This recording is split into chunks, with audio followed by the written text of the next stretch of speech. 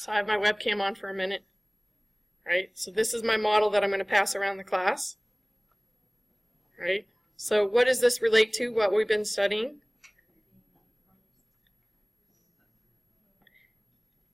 I heard a V word. Viruses, yay, yay. Okay. And what part of the virus? What'd you say? Capsid, which is another name for what that surrounds, what would be on the inside here? DNA? Is that it? It's genome, which can be DNA or RNA, single-stranded or double-stranded, circular or linear. But this is made out of what? What is the capsid made out of? Proteins, right? So this would be the protein coat. Inside would be the genome and any enzymes they may need. So RNA viruses, a lot of times they got to come with a special type of enzyme. What was that enzyme we talked about last time? Here, Andrew, you can have it. Pass it around.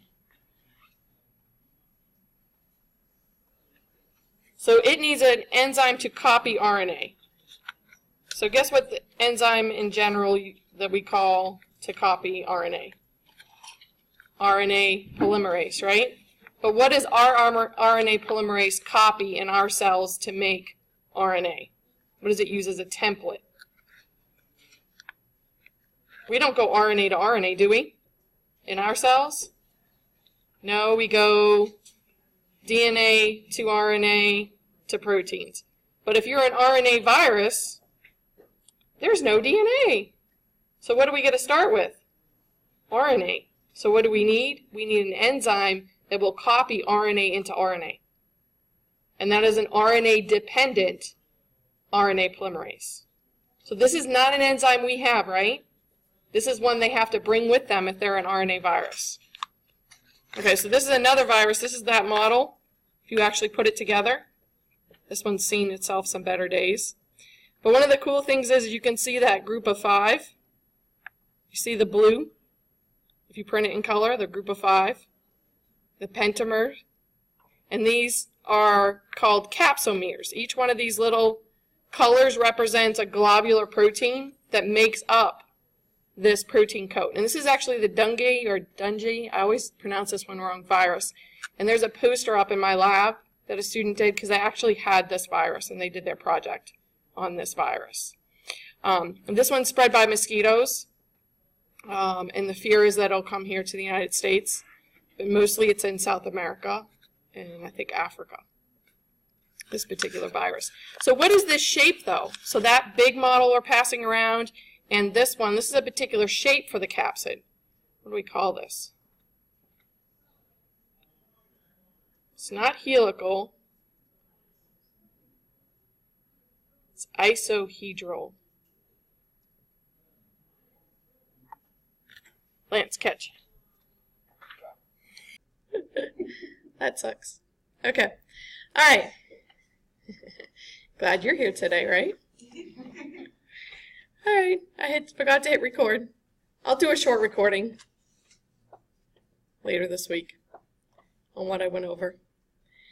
Okay. Or cut out an old one. I don't know. Okay. So other things other than viruses that we need to know about that aren't actually cells again.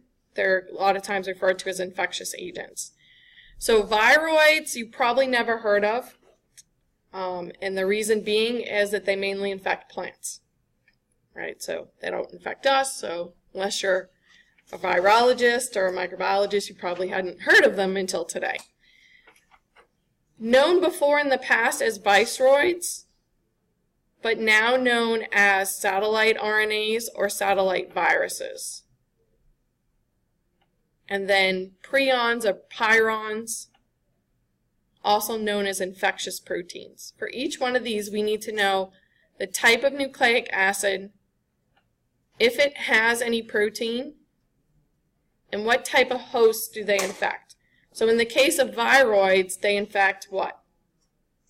I said it already. Plants, right? And then be able to identify the group of diseases caused by prions.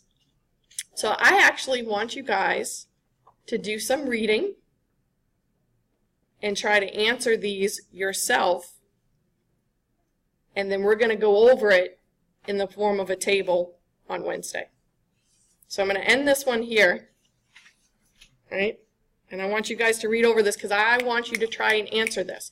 I want you to go after the information because then you're going to remember it. Okay?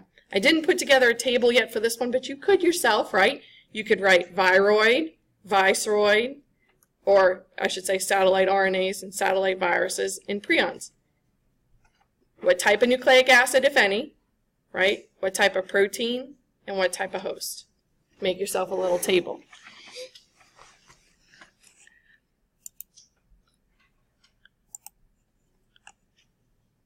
So, and some of the information is right here on the next couple of slides, right?